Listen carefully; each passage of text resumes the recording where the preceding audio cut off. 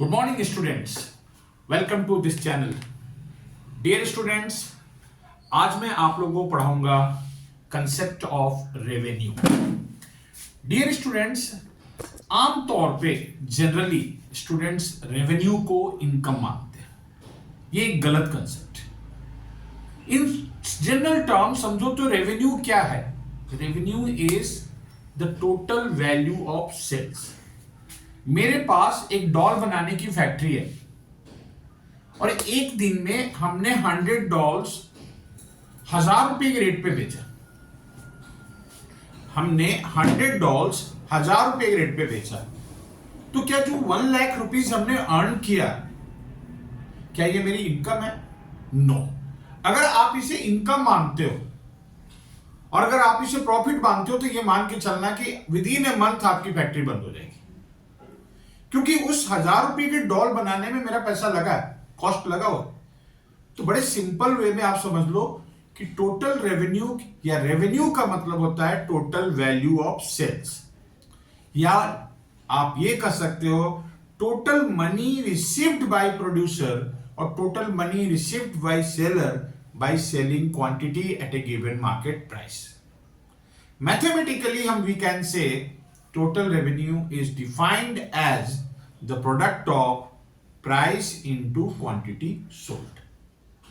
अब बात आती है कि टोटल रेवेन्यू का शेप क्या होगा। ये तो हमें पता चल गया कि टोटल रेवेन्यू क्या होता है। Total revenue is equal to price into quantity sold.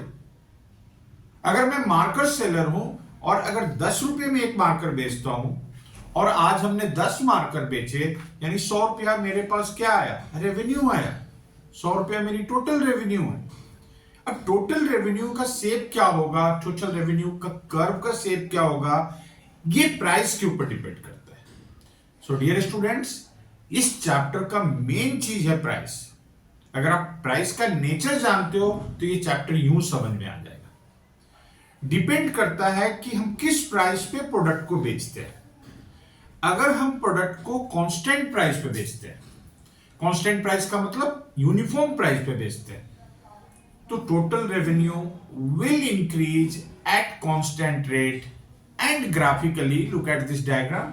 Graphically TR line will be straight line upward sloping and such type of TR line is found under perfect competition market where price is supposed to be or assumed to be constant। तो पहला step तो ये हो गया कि अगर price constant होगा तो टीआर लाइन स्ट्रेट लाइन होगा, अपवर्ड स्लोपिंग होगा। लेकिन अगर सेलर ज्यादा से ज्यादा क्वांटिटी बेचने के लिए प्राइस को रिड्यूस करता है, it means if more quantity of output is sold by reducing the price, then TR will be upward sloping, first concave reaches to its maximum and declining, yani TR will be the curve, not the line। Similarly, if the seller is selling more quantity at rising prices, which is not possible in any market, तो 11th class में आपको सिर्फ 2 से पढ़ना है। Under perfect competition market TR will be straight line upward sloping, or under monopoly and monopolistic market TR will be curve, that means upward sloping curve, पहले increase होगा, maximum होगा और डिक्लाइन होगा। अब बात आती है AR यानी average revenue. Dear students, average revenue को हम बोलते हैं पर आउटपुट रेवेन्यू, यानी ऑन एन एवरेज एक प्रोडक्ट को बेचने से जो पैसा आता है, एक प्रोडक्ट को बेचने पे जो रेवेन्यू आता है, उसे हम एवरेज रेवेन्यू बोलते हैं। लेकिन एवरेज रेवेन्यू को मैथमेटिकली कैसे निकाला जाता है? तो मैथमेटिकली निकालने के लिए हम क्या करेंगे, टीआर बाय क्यू। और जैसा कि मैंने आपको बताया, टीआर क्या होता है? Price into quantity.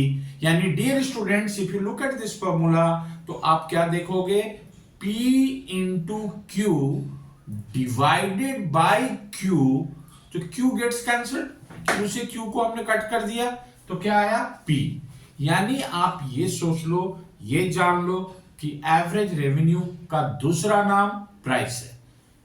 यानी प्राइस का दूसरा नाम एवरेज रेवेन्यू है, या एवरेज रेवेन्यू का दूसरा नाम प्राइस है। ये किनको पता है? जिनके पास इकोनॉमिक्स का नॉलेज है। अदरवाइज कॉमन मैन को ये नहीं पता होता है कि एवरेज रेवेन्यू को प्राइस बोलते हैं। अब बात आती है कि एवरेज रेवेन्यू का शेप क्या होगा, एवरेज रेवेन्यू कर्व कैसा होगा। सिंपल सी बात है, अगर प्रोडक्ट परफेक्ट कंपटीशन मार्केट में है तो average revenue parallel to X axis होगा, और अगर प्रोडक्ट मोनोपोली या मोनोपोलिस्टिक मार्केट में बेचा जा रहा है जहां पे हम एक एक्स्ट्रा प्रोडक्ट को बेचने के लिए प्राइस को रिड्यूस करते हैं, तो AR will be downward sloping. The third concept of this chapter is marginal revenue. मैंने अपने स्टार्टिंग वीडियो में बताया है मार्जिनल क्या होता है। मार्जिनल एक लैटिन वर्ड है जिसको हम कैसे निकालते हैं।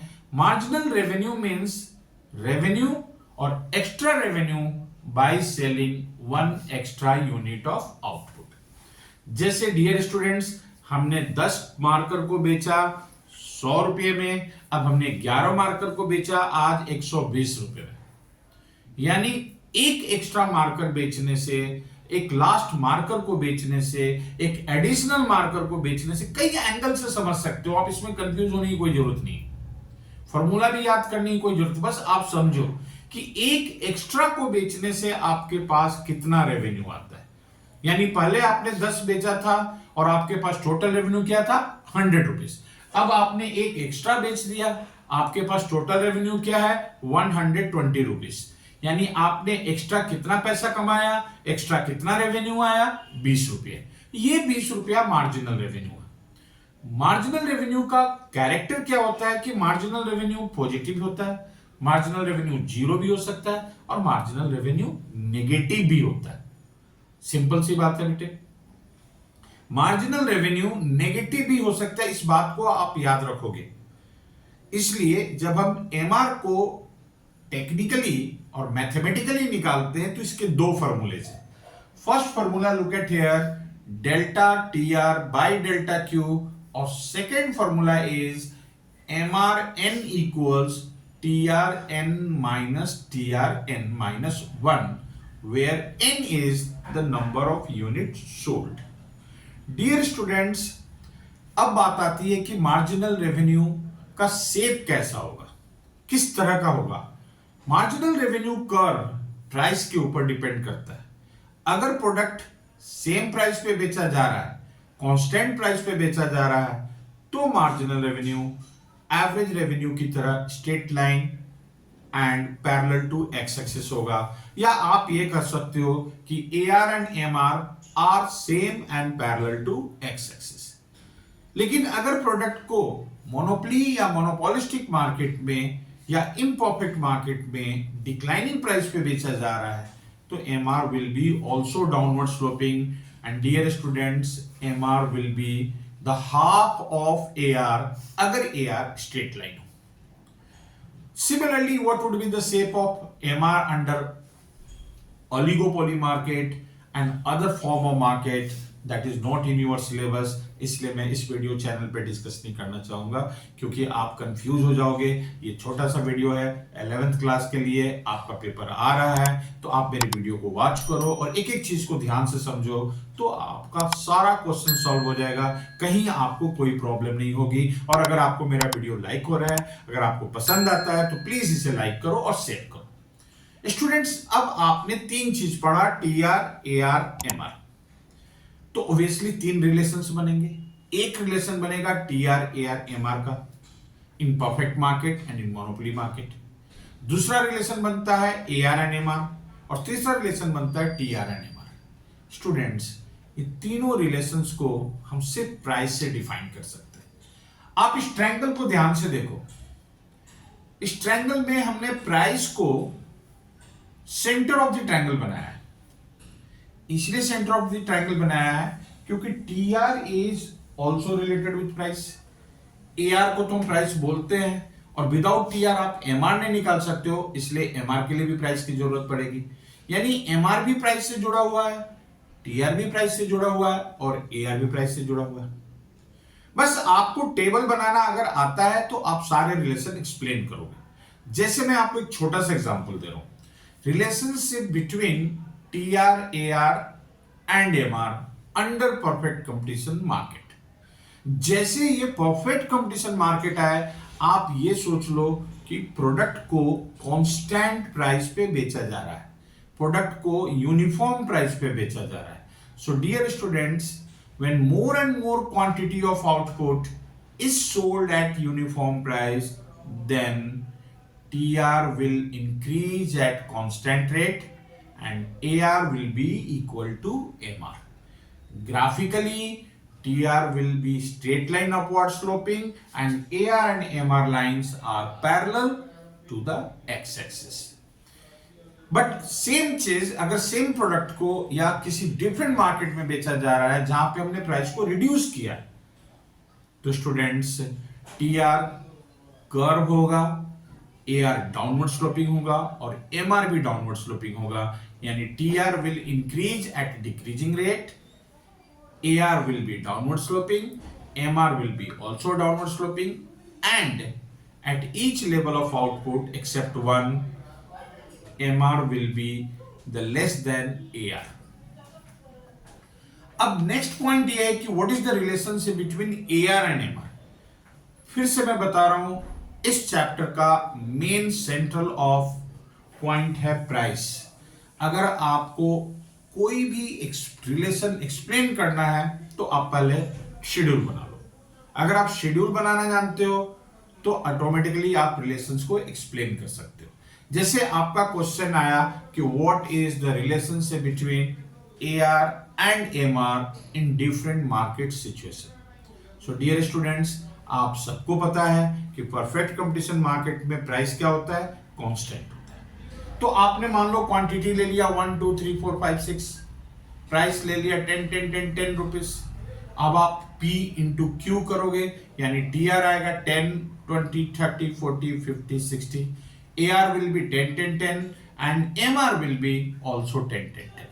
लेकिन आपका relationship A R M R का है, तो ध्यान रखना ऐसे डायग्राम में टी आर को ड्रॉ करने की कोई जरूरत नहीं है, सिर्फ आप ड्रॉ करोगे A R and M R. Okay, तो जब आप ए आर और एम आर ड्रॉ करोगे तो व्हाट यू फाइंड कि both A R and M R lines are same. ये सेम लिखना जरूरी है, या आप लिख सकते हो कि A R and M R lines are coincide, एक ही साथ एक ही लाइन है. आप इस डायग्राम में देखो, ए आर और M R lines are same and parallel to X axis. Parallel to X axis क्यों है? क्योंकि प्रोडक्ट का प्राइस कांस्टेंट. लेकिन अगर प्रोड्यूसर ज्यादा से ज्यादा क्वांटिटी को मोनोपोली मार्केट में बेचता है या मोनोपोलिस्टिक कंपटीशन मार्केट में बेचता है, for example quantity is 1 2 3 4 5 6 7 and price 10 9 8 7 6 4, then what you find, TR is 10 18 24 28 30 30 and 28. So what you find, AR is the same number 10 9 8 7 6 5 4 and MR becomes 10 8 6 4 2 0 and for the seventh unit that is called -2. तो आपने क्या देखा कि MR positive भी हो सकता है, MR 0 भी हो सकता है और MR नेगेटिव भी हो सकता है.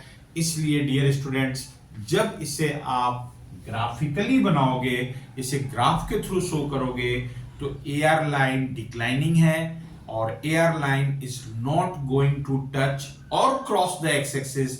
लेकिन MR लाइन, याद रखना, गलती नहीं करना, MR लाइन एक्स एक्सिस को टच भी कर सकता है और क्रॉस भी कर सकता है. दैट मीन्स जब MR 0 होगा तो एक्स एक्सिस को टच करेगा और जब MR नेगेटिव होगा, आपने इस डायग्राम में देखा कि वो नेगेटिव होगा तो एक्स एक्सिस को क्रॉस करेगा. तो आपने क्या ऑब्जर्व किया कि जब प्राइस डिक्लाइनिंग है तो AR डाउनवर्ड स्लोपिंग होगा एंड MR भी डाउनवर्ड स्लोपिंग होगा.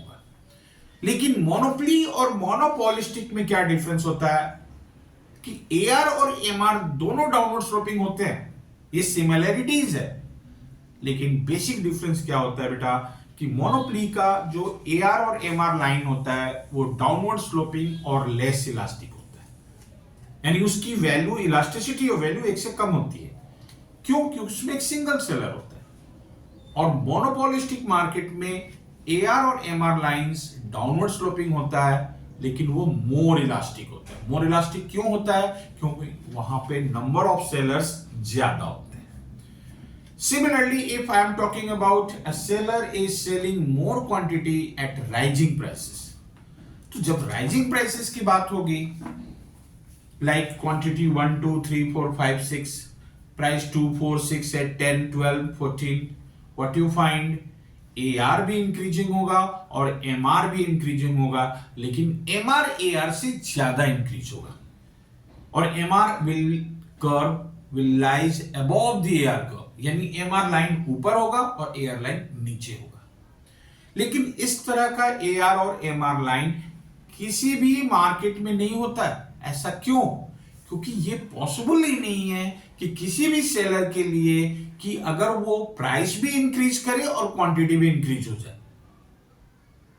It's not possible, it is the against of law of demand. ऐसा हो सकता है कि मैं अपनी प्राइस को भी बढ़ा दूं और मेरा टोटल सेल्स भी बढ़ जाए, तब तो लोग कोई भगवान पे विश्वास ही नहीं करेंगे और तब तो कोई इकोनॉमिक्स थ्योरी ही फेल हो जाएगा। ऐसा पॉसिबल ही नहीं है कि प्राइस भी इंक्रीज हो जाए और सेल भी इंक्रीज हो जाए। इसलिए इसे हम इमेजिनरी मार्केट में डालते हैं, लेकिन रिलेशंस के लिए आप लिख सकते हो, क्योंकि ये क्वेश्चन कई बार 6 नंबर में आता है, तो आप ये बता सकते हो कि अगर प्राइस इंक्रीजिंग हो तो AR अपवर्ड स्लोपिंग होगा और MR AR से ऊपर होगा। Is it clear? तो आपको सिर्फ आपके सिलेबस में ये 2 चीज पढ़नी है। पहला पढ़ना है कि TR AR MR में क्या रिलेशन है, और दूसरा ये चीज पढ़ना है कि AR और MR में क्या रिलेशन। बड़ा सिंपल सा टॉपिक है, छोटा सा टॉपिक है, लेकिन हर साल क्वेश्चन इससे स्ट्राइक करता है। आप इससे ज्यादा प्रैक्टिस करोगे, न्यूमेरिकल क्वेश्चन प्रैक्टिस करोगे, लेकिन आप बाबानॉमिक्स चैनल के स्टूडेंट्स हो, बस आप ये याद रखना कि इस चैप्टर का मूल बिंदु, इस चैप्टर का मेन पॉइंट प्राइस है। एक बार आपने प्राइस का नेचर समझ लिया, यानी प्राइस को कांस्टेंट रखकर क्वांटिटी बढ़ाना है, दूसरी बार में प्राइस को डिक्लाइन करके क्वांटिटी बढ़ाना है, और तीसरी बार प्राइस को इंक्रीज करके क्वांटिटी बनाना है, तो ये ऑटोमेटिकली आप 3 शेड्यूल बनाओगे और इन तीनों शेड्यूल से आप TR AR MR भी डिस्कस कर सकते हो और relationship between AR and MR भी डिस्कस करते हो। Thank you for watching my channel.